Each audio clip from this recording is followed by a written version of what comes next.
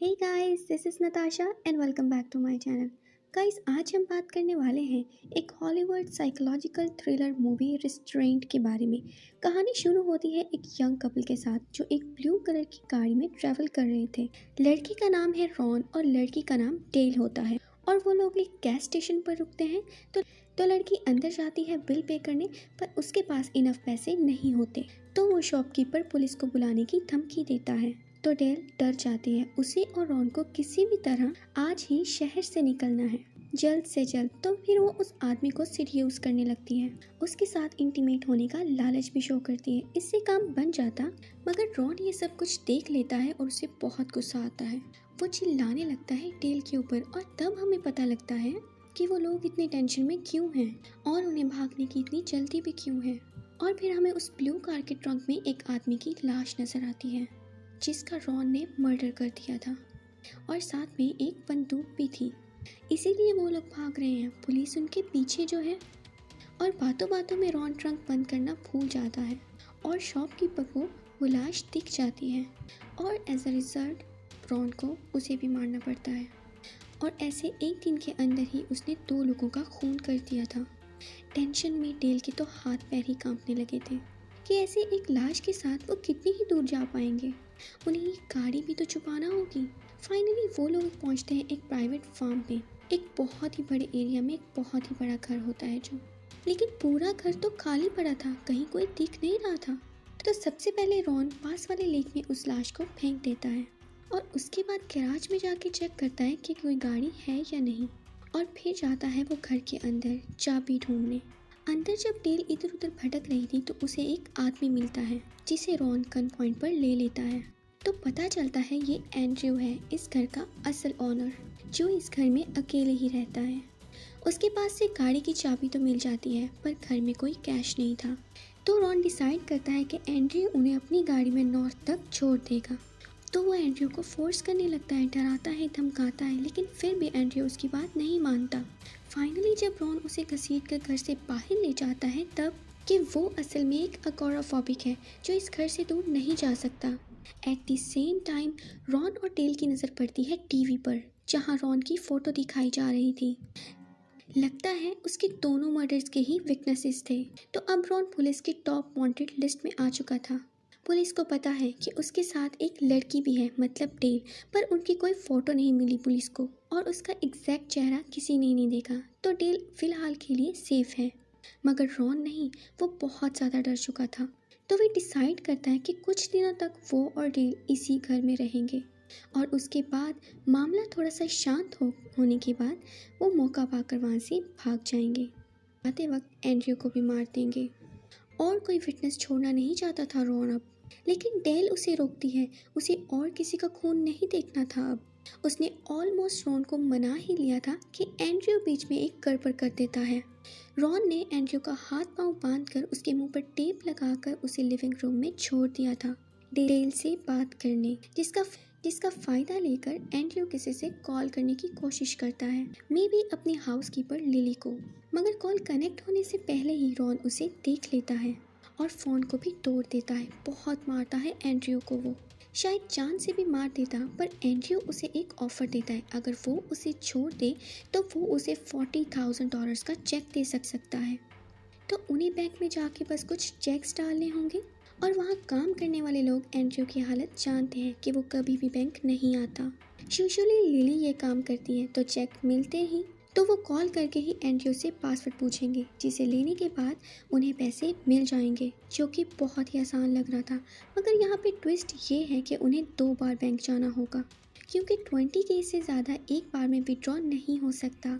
और ये काम करना होगा डेल को, वो भी एंड्रयू की गर्लफ्रेंड गैब्रियल बन के।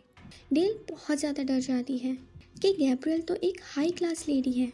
उसका एटीट्यूड, बात करने का तरीका और चलने का स्टाइल बहुत ही ज़्यादा डिफ़िकल्ट था और डेल कभी भी उसके स्टेटस को कॉपी नहीं कर पाएगी कि उसे कोई पहचान न ले। तो एंड्रयू उसे अश्योर करता है कि वो थोड़ी बहुत गैब्रियल की तरह ही दिखती है, उसे बस अपने बाल ब्लीच करने होंगे, बाकी उसे सब कुछ एंड्रयू सिखा देगा। बाकी तो वो कुछ हद तक गैब्रियल की तरह ही दिखती है। तो फाइनली डेल मान जाती है और डिसाइड होता है कि कल वो बैंक जाएगी। लेकिन उससे पहले ही एक पुलिस वाला आता है एंड्रयू के घर सिर्फ रूटीन चेकअप के लिए। वो अकेले रहता है ना अपने घर, इसीलिए। मगर असल में तो वो रॉन को ही ढूंढ रहे थे। तो रॉन एंड्रयू को गन पॉइंट पर लेके उसे दरवाजे पर भेजता है और एंड्रयू पुलिस ऑफिसर्स को वापस भेज देता है। और एंड्रयू अपनी असिस्टेंट लिली को भी कॉल करके आने से मना कर देता है और फिर डेल को तैयार करने लगता है। वो उसे गैब्रियल की फ़ोटो दिखाने लगता है और उसके बात करने का तरीका बताता है। उसके कपड़े देता है, उसकी ज्वेलरीज देता है और गैब्रियल की तरह एक क्लासी लेडी कैसे बिहेव करती है सब कुछ सिखाता है। और यहाँ पर हम एक बात को नोटिस करते हैं कि ये एंड्रयू और डेल एक दूसरे के करीब आ रहे थे, अट्रैक्टेड हो रहे थे एक दूसरे की तरफ। रॉन के पीठ पीछे डेल उसे सिड्यूस करने की कोशिश कर रही थी, जिसे एंड्रयू इंजॉय भी कर रहा था। मगर वो दोनों नहीं जानते थे कि ये बात रॉन भी नोटिस कर रहा है। डेल के जाने के बाद वो एंड्रयू को फोर्स करता है कन्फेस करने के लिए कि उसे डेल पसंद है और वो उसे पाना चाहता है। उधर तब तक डेल बैंक में पहुंच चुकी थी, मगर वहाँ रॉन का पोस्टर देख के वो बहुत ज़्यादा घबरा जाती है। कुछ बोल भी नहीं पाती वो, हड़बड़ी में वो बैंक से निकलकर एक शॉप में जाती है। वहाँ जो लेडी थी उसे बहुत अच्छे से ट्रीट करती है, कॉम्प्लीमेंट भी देती है उसे। तो उससे बात करके डेल को कॉन्फिडेंस मिल जाता है। वो फिर से जाती है बैंक में और इस बार वो सब कुछ सही से कर पाती है। और दूसरी तरफ घर में एक और तमाशा शुरू हो चुका था कि पता नहीं ये एंड्रयू जानबूझकर रॉन को गुस्सा क्यों दिला रहा था। वो कहने लगता है कि डेल रॉन को और पसंद नहीं करती, वो उससे फेड अप हो चुकी है और कभी भी किसी भी वक्त वो उसे छोड़कर जा सकती है। तो गुस्से में आकर रॉन उसे बहुत पीटता है। दोनों में हाथापाई शुरू हो जाती है और ठीक तभी बैंक से कॉल आता है पासवर्ड पूछने के लिए। तो एंड्रयू को फ़ोन रिसीव करना ही पड़ता है। वो आईडी वेरीफाई करता है और पासवर्ड दे देता है, तब जाकर डेल को पैसे मिलते हैं। बैंक में तभी एक पुलिस वाला आया था। एक लड़की इतना सारा पैसा विड्रॉ कर रही है, वो भी एंड्रयू के नाम से, तो उसे शक होता है। डर तो डेल को भी लग रहा था, पर वो जितना हो सके कोशिश कर रही थी नॉर्मल रहने की। तो फॉर्चुनेटली उस दिन और कुछ नहीं होता और डेल पैसा लेकर घर वापस आ जाती है। और पैसा देखने के बाद रॉन तो जैसे पागल ही हो गया था खुशी से। मगर डेल इस बात से ज़्यादा खुश थी कि लोग उसे सच में क्लासी समझ रहे थे और उसे प्रॉपर रिस्पेक्ट के साथ ट्रीट कर रहे थे। और उस रात रॉन सेलिब्रेशन के मूड में था, तो वो एंड्रयू से बात करने लगता है अपनी लाइफ के बारे में, अपनी फ्यूचर प्लानिंग्स के बारे में। तो तब हमें पता चलता है कि एंड्रयू और रॉन के बीच में कुछ बेसिक डिफरेंसेस हैं कि एंड्रयू एक बहुत ही रॉयल फैमिली से बिलोंग करता है। बचपन से ही उसे गरीबी का सामना नहीं करना पड़ा और उसकी अपब्रिंगिंग भी एक हाई क्लास फैमिली में हुई थी और वो इम्बॉर्न इम्प्रिविलेज्ड है, जहाँ रॉन और डेल को लाइफ में कुछ भी नहीं मिला। गरीबी, ब्रोकन फैमिली और अब्यूसिव पेरेंट्स, प्रॉपर एजुकेशन तक नसीब नहीं हुआ उन लोगों को। तो के लिए रॉन को एक ड्रग डीलर बनना पड़ा और डेल को एक स्ट्रीट डांसर, और लोगों के सामने नेकेड होकर डांस करना पड़ता था उसे हर रोज़। मगर उसे एक अच्छी ज़िंदगी की चाहत हमेशा से थी, इसीलिए तो गैब्रियल के कपड़े, शूज़ और मेकअप देख के वो लालची हो गई थी। एक दिन के लिए ही सही, मगर गैब्रियल बन के बहुत खुश हुई थी वो। और एंड्रयू इस बात को बहुत अच्छे तरीके से समझ पा रहा था, तो वो डेल को मोल्ड करने की कोशिश करता है। उसे समझाता है कि जो ज़िंदगी वो पाना चाहती है रॉन उसे कभी भी नहीं दे सकता, पैसा आने के बाद भी नहीं, क्योंकि रॉन खुद उस स्टेटस से बिलोंग नहीं करता। उसे कुछ नहीं पता इस स्टेटस के बारे में। एंड्रयू ये तक कहता है कि रॉन कभी भी उसे लेकर शहर से बाहर नहीं जा सकता, वो खुद भी फंसेगा और उसे भी फंसाएगा। डेल एंड्रयू के सामने तो कुछ नहीं कहती, मगर अंदर ही अंदर उसके दिमाग में बहुत कुछ चलने लगता है कि सही तो कह रहा है एंड्रयू। असल में रॉन ने जिस आदमी का खून किया है, जोई, वो उस स्ट्रीट क्लब का मालिक था जिसमें डेल डांसर थी। और रॉन ने जॉय से कुछ पैसा लोन लिया था जो वो चुका नहीं पा रहा था, और बदले में उसे डेल मिलती थी हर रोज़।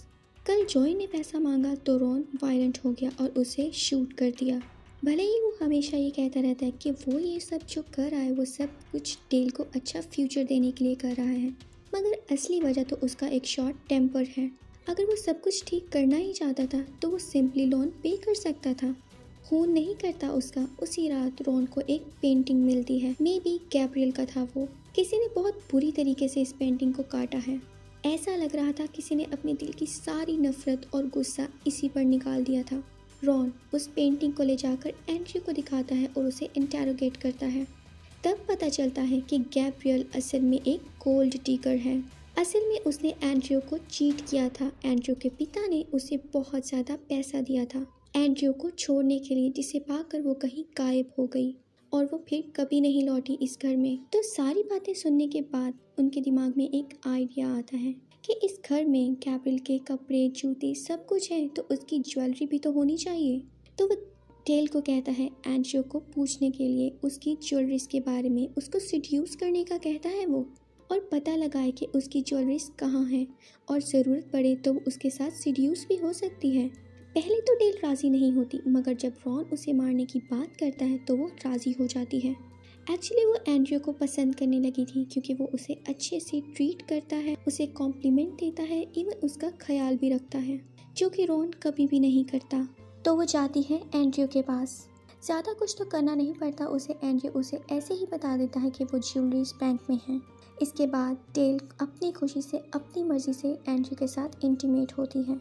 उसे रॉन पसंद नहीं आ रहा था। उसका हर बात पे फोर्स करना, मारना, गाली देना, अपनी मनमर्जी करना और सारा दोष दूसरों पे डालना, और उसकी हर कमी डेल की नज़र में आने लगी थी। शायद एंड्रयू की बातों का असर उस पर कुछ ज़्यादा ही हो गया था, लेकिन इसके पीछे एंड्रयू का क्या इरादा है वो अभी तक हमें समझ नहीं आया था। नेक्स्ट डे गैब्रियल की ज्वेलरी निकालने की बारी थी और साथ ही सेकंड चेक भी। तो हमें पता चलता है कि जब एंड्रयू और डेल इंटीमेट हुए थे तो डेल ने उसे प्रॉमिस किया था कि वो पैसा और ज्वेलरी लेकर भाग जाएगी और घर में कभी नहीं लौटेगी, और जाते हुए वो पुलिस को भी इन्फॉर्म कर देगी रॉन के बारे में। एंड्रयू के को गैब्रियल का सिग्नेचर सिखा देता है इसी प्रॉमिस पर और उसके आईडीज भी दे देता है। तो डेल निकल जाती है। रॉन उसके बर्ताव से अपसेट हो रहा था। उसे डेल का बर्ताव साफ साफ नज़र आ रहा था, तो वो उसे बार बार याद दिलाता है कि वो डेल है, गैब्रियल नहीं। मगर उसे तो गैब्रियल ही बनना था।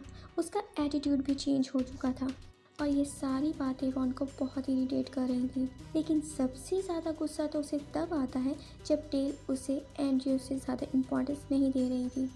तो उस दिन डेल के निकल जाने के बाद वो एंड्रयू को चार्ज करता है कि उसका क्या गारंटी है कि एंड्रयू उनके बारे में पुलिस को नहीं बताएगा। जब उन्हें पैसा मिल जाएगा तो उन्हें एंड्रयू को मार डालना ही सही होगा। तो एंड्रयू कहता है कि वो पुलिस को बता नहीं सकता क्योंकि उसका भी एक राज है जो किसी को नहीं पता। कुछ ऐसी बातें हैं जो उसने सबसे छुपाई हैं। तो पता चलता है कि गैब्रियल ने एंड्रयू को ऐसे ही नहीं छोड़ा था और एंड्रयू के पिता के साथ उसका अफेयर चल रहा था और उनके ही कहने पे वो एंड्रयू को छोड़कर किसी और देश में जाके सेटल हो गई थी। जब एंड्रयू को इस बात का पता चला तो उसने एक गुंडे को हायर किया अपने पिता को मरवाने के लिए और वो कामयाब भी हो गया। इसमें सब कुछ ऐसे प्लान किया गया था जैसे लगे कि ये सब कुछ एक एक्सीडेंट है बस, और हुआ भी ऐसे ही। किसी को कोई शक नहीं हुआ और इधर एंड्रयू का बदला भी पूरा हो गया था और उस गुंडे ने उसको उसके पिता का एक फ़ोटो भेजा था, उसका लास्ट फ़ोटो, और वो फ़ोटो एंड्रयू को जेल भेज सकता है। तो रॉन उस फ़ोटो को देखने की बात करता है तो एंड्रयू उसे बेसमेंट में लेकर जाता है जहां उसने उस फ़ोटो को छुपाया था, और वहां गेम पलट जाता है। अचानक से ही लाइट बंद कर देता है और बेसमेंट से निकलकर दरवाज़ा बंद कर देता है और किचन में जाके उसे अपने दोनों हाथों को खोल लेता है वो, और फिर भागने की कोशिश करता है। उधर बैंक में भी सारा काम कंप्लीट हो चुका था, ज्वेलरीज में मिल चुके थे डेल को।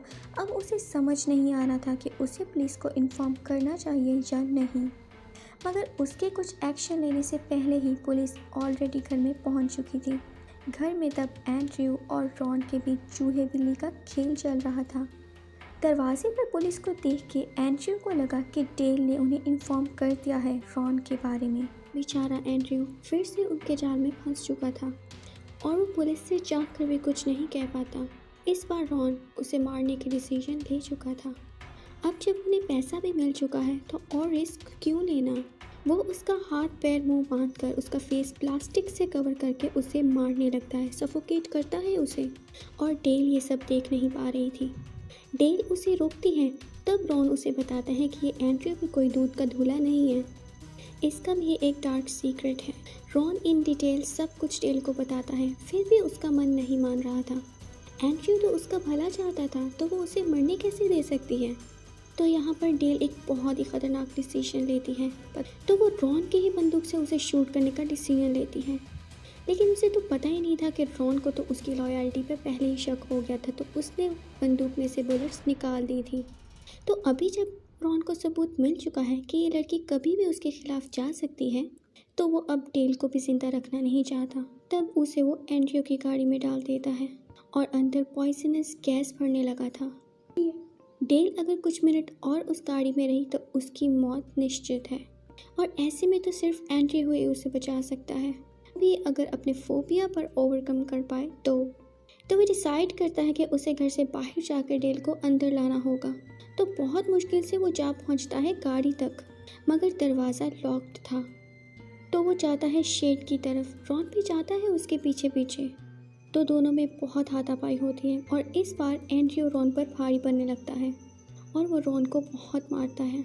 मारते मारते उसकी हालत ख़राब कर देता है एंड्रयू, बस उसकी जान नहीं लेता वो। शायद यही डिफरेंस है इन दोनों के बीच में।